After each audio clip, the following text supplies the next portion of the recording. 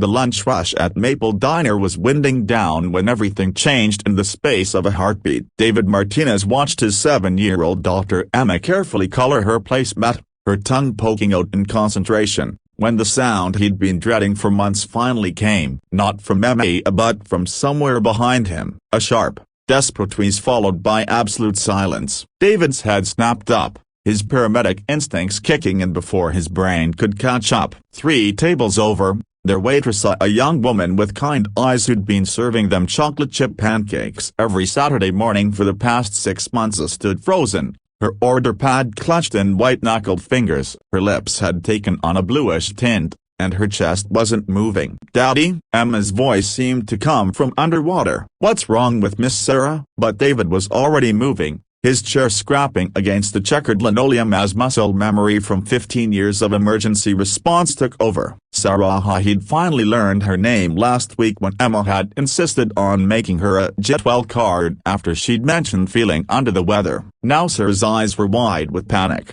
darting around the half-empty diner as she clawed at her throat. Hey, look at me," David said, appearing at her side with the calm authority that had talked countless patients through their worst moments. "You're okay. I'm going to help you." The other diners had begun to notice the commotion. An elderly man in a worn baseball cap half rose from his booth. The cook peered through the service window, his face greased with concern. But David's world had narrowed to just Sarah and the familiar rhythm of assessment, an action that had become second nature. "Can you speak?" "Shake your head no if you can't." Sarah shook her head frantically, her hand still at her throat. Classic signs of a severe asthma attack, David realized, noting the slight whistling sound as she fought for air. "Okay. Do you have an inhaler?" "Not if you do." A weak nod. Sarah fumbled toward her apron pocket with trembling fingers, but her movements were becoming sluggish. David gently took her elbow, guiding her to sit in the nearest booth.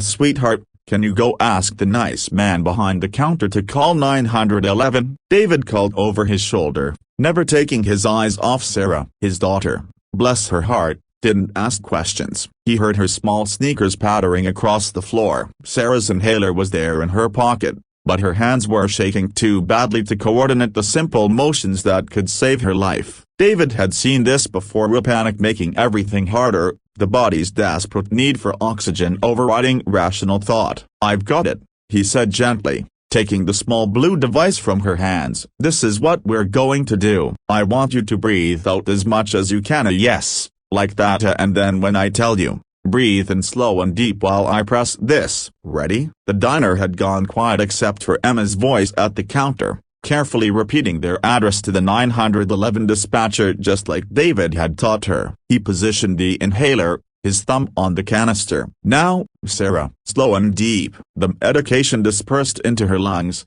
and David counted silently. "Hold it for 10 seconds if you can." Sarah nodded, her eyes locked on his face like an anchor. "Good." "Let it out slowly." The change wasn't immediate, but David had learned patience in situations like this. He coached her through another puff, then another, watching the blue tinge fade from her lips and the panic recede from her eyes. Her breathing was still labored, but it was breathing. "The ambulance is coming," Emma announced, sliding back into their booth with the solemnity of someone who'd witnessed her father save lives before. She'd been just 3 when David's wife Maria had lost her battle with cancer, too young to understand why mommy couldn't come home from the hospital. But she'd grown up understanding that sometimes people needed help, and sometimes her daddy was the one who could give it. "Thank you," Sarah whispered, the first words she'd been able to speak in what felt like hours but had probably been less than 5 minutes. "I don't know what would have happened if you hadn't."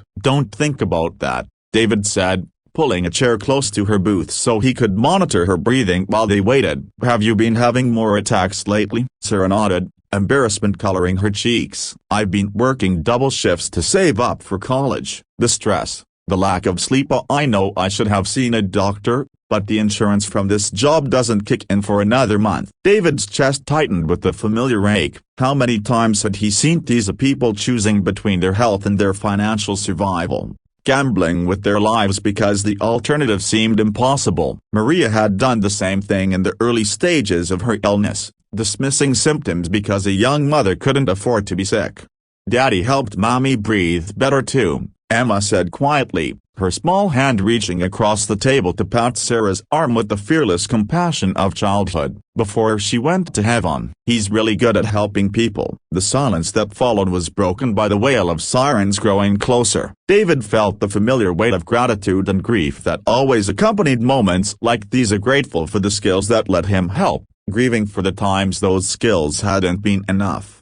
The paramedics who arrived were from David's old station house, and their faces lit up with recognition. "Martinez, should have known you'd be in the middle of this," called Janet, his former partner, as she wheeled in the stretcher. As they worked to stabilize Sarah for transport, David stepped back, letting the professionals take over. But Sarah caught his hand as they prepared to lift her onto the gurney. "I don't even know how to thank you," she said, her voice still rough but stronger now. "Just promise me you'll see a doctor about getting a better treatment plan," David replied. "And maybe cut back on those double shifts until you do." Sarah's laugh was shaky but genuine. "That's going to be hard to do. This job it's not much, but it's helping me get through school. I'm studying to be a teacher." The pieces clicked together in David's mind. The patience he'd observed as Sarah dealt with difficult customers, the way she'd always made time to chat with Emma about her drawings, the genuine warmth that had made this their regular Saturday spot.